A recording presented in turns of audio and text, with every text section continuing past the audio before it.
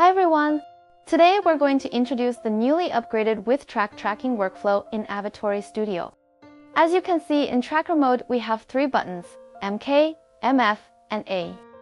Let me walk you through the basic functions of these 3. First up is the A button, which stands for Auto Tracking.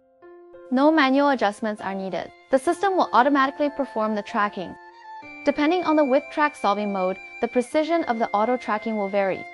The higher the precision, the less manual tracking is required, significantly improving efficiency. Next is the MK button, which represents keyframe tracking.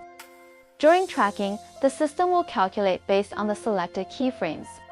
One thing to note, if we've cut the video into segments, the system will only track the keyframes within the selected segment and won't be influenced by other segments.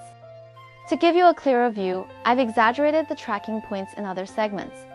After clicking the MK button, you'll see that the tracking data for the selected segment is not affected by other segments. Finally, we have the MF button, which stands for Frame Library Tracking. The key feature here is that it allows you to use the keyframe data stored in the frame library for tracking. You can import keyframes into the frame library and then view the tracking points in the solver editor.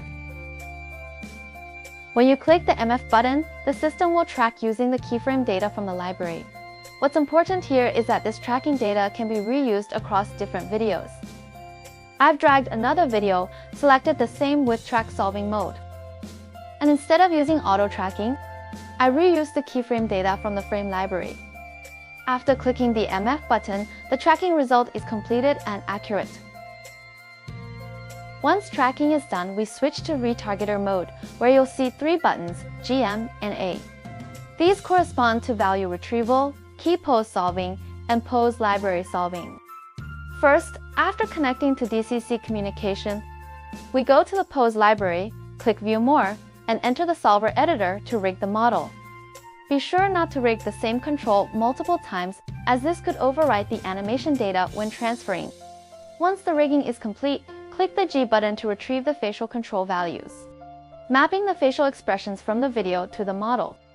Then click the M button for key pose solving, and after solving, you'll see the animation data generated. Finally, click the Transfer button to view the resulting animation.